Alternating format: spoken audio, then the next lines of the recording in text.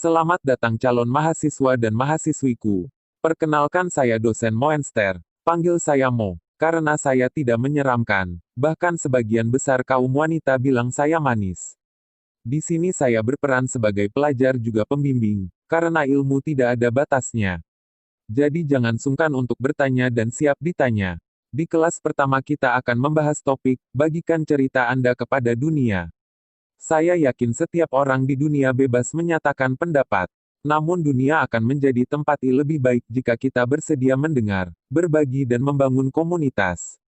YouTube adalah platform terbuka yang memiliki 4 kebebasan utama. 1.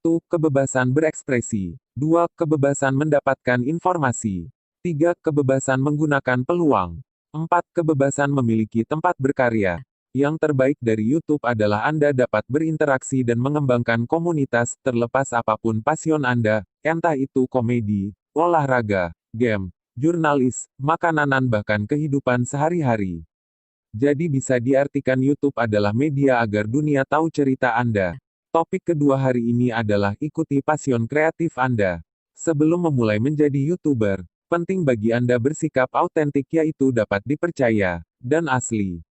Ada banyak alasan orang untuk menjadi kreator YouTube, hanya agar terhubung dengan komunitas serupa, memamerkan bakat uniknya, memicu perubahan sosial, atau bahkan mempromosikan bisnis. Lalu apa target dan tujuan Anda? Pikirkan tentang misi Anda apa di YouTube. Bagaimana dampak yang ingin Anda berikan? Apa yang ingin Anda sampaikan?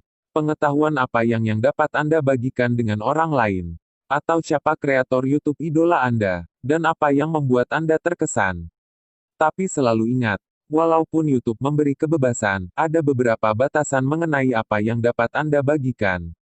Materi terakhir dari sesi ini adalah bagaimana Anda menyiapkan channel YouTube Anda. Sangat mudah. Yang pertama adalah menyiapkan nama channel Anda. Pikirkan nama yang sesuai dengan diri Anda atau mungkin sama dengan nama akun sosial media Anda. Di sini saya memakai nama Moenster. Ada 3 unsur kata yang saya gabungkan menjadi satu, Moe, Nel, dan Ster. Yang jika diartikan, cahaya bintang membara. Baik, sudah tentukan nama channel Anda. Berikutnya, lakukan setelan akun. Seperti menghubungkan akun media sosial, menyetel tingkat privasi video, dan bagaimana Anda akan menerima notifikasi. Setelan ini dapat Anda lakukan di sini. Untuk mengaktifkan beberapa fitur, seperti thumbnail custom dan upload video berdurasi lebih lama, Anda mungkin diminta untuk memverifikasi akun Anda. Itu saja, sekarang Anda siap melakukan debut di YouTube.